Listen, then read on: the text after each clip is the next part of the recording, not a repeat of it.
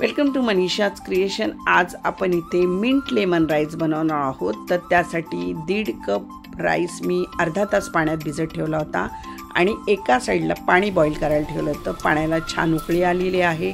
तर आपण आपला राईस आणि मीठ टाकून झाकण ठेवून आपल्याला हा शिजवून घ्यायचा आहे। इथे छान बॉईल झालेलं आहे पाणी आपलं। तर बघूया आपण त्यामध्ये तांदूळ आपला शिजलाय का। तर एका दाण्याला असं दाबून बघितलं तर 3 तुकडे झाले की समजायचं आपला राईस रेडी आहे।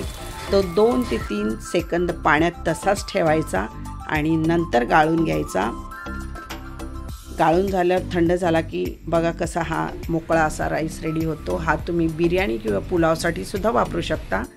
आज आपण इथे मिंट लेमन राईस बनवणार आहोत। तर त्यासाठी इथे ब्लांच केलेला पालक, 4 हिरव्या मिरच्या आणि 1 कप पुदिन्याची पानं, लसणाच्या पाकळ्या, हे सर्व आपल्याला जाडसर असं वाटून घ्यायचं आहे।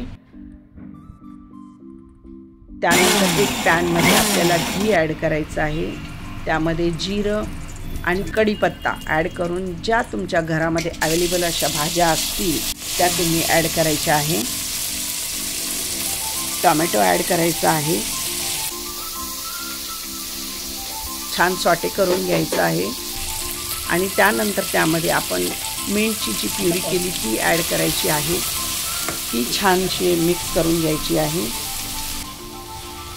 त्यानंतर छान असा रसरशीत असा अर्धा लिंबू पिळून घ्यायचा आहे मस्त। आता त्यामध्ये चवीनुसार मीठ आणि चाट मसाला ॲड करायचा आहे आणि आपला बॉईल केलेला राईस ॲड करून प्रॉपर असं सर्व मिक्स करून घ्यायचं आहे।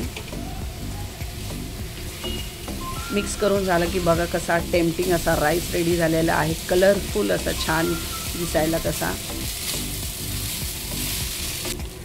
टेस्टला पण तेवढाच छान लागणार। तर ही रेसिपी तुम्ही नक्की ट्राय करून बघा आणि ती तुम्हाला कशी वाटली कमेंटद्वारे कळवा।